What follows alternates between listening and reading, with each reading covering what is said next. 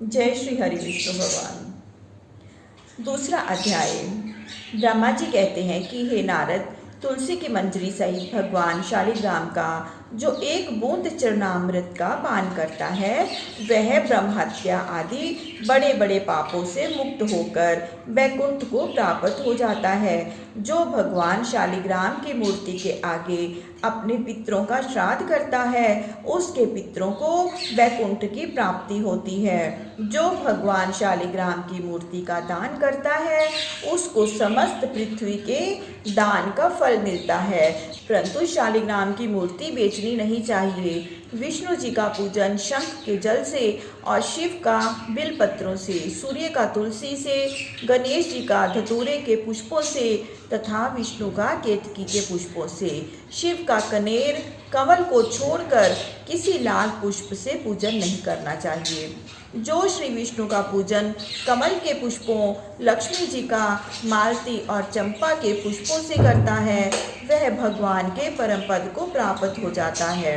और जो भगवान की अति प्रिय तुलसी से पूजा करता है उसकी महिमा कोई भी नहीं कर सकता। वह कभी माता के गर्भ में नहीं आता। तुलसी माला धारण किए मंजरी युक्त जिसकी मृत्यु हो जाए वह सीधा बिना किसी बाधा के वैकुंठ धाम को जाता है। तुलसी का सिंचन गंगा, जमुना तथा नर्मदा के स्नान के तुल्य हो जाता है। तुलसी का वृक्ष लगाने, सींचने और स्पर्श करने से मनुष्य की काया, वाचा और मनसा तीनों प्रकार के पाप नष्ट हो जाते हैं। इस प्रकार कार्तिक का व्रत रखने वाला शांत चित्त से तुलसी का पूजन, दक्षिणा और नमस्कार करके हाथ जोड़कर प्रार्थना करे कि हे हरि प्रिय, देवताओं ने तुमको बनाया, मुनीश्वरों ने तुम्हारा पूजन किया और मैं आपको नमस्कार करता हूँ।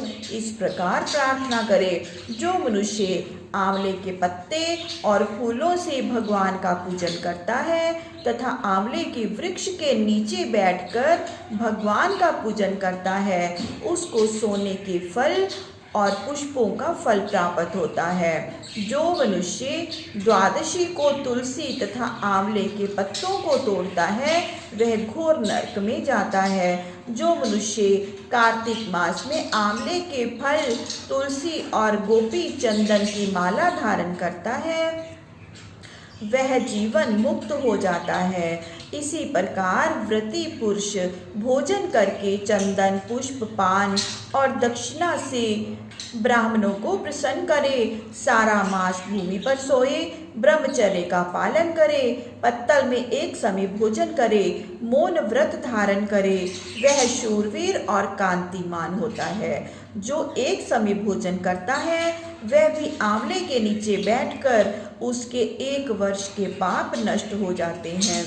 व्रती मनुष्य को शहद, कांजी, दाल, तेल, कच्चा भोजन, दूसरे का अन्न तथा किसी प्रकार का तामसी भोजन तथा बुरे नामों वाली वस्तु का भोजन नहीं करना चाहिए। रविवार को आंवला ना खाएं।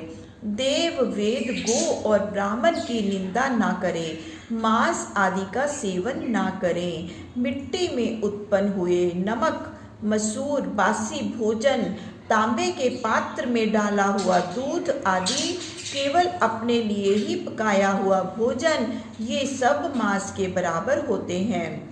लहसुन, प्याज, पृथ्वी का फूल, गोभी आदि, मूली, गाजर, जंगली घिया, बैंगन, पेठा, दोबारा पकाया हुआ भोजन नहीं खाना चाहिए। रजस्वला स्त्री, मलेच्छ, पतित, पाखंडी आदि से वार्तालाप नहीं करना चाहिए। इन तिथियों में इन एक चीज़ों का भोजन नहीं करना चाहिए।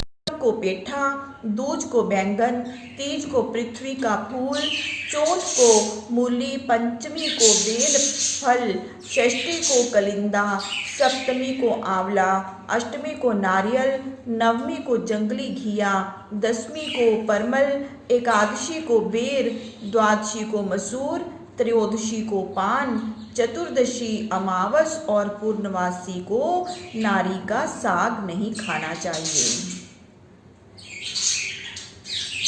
जय श्री हरि विष्णु।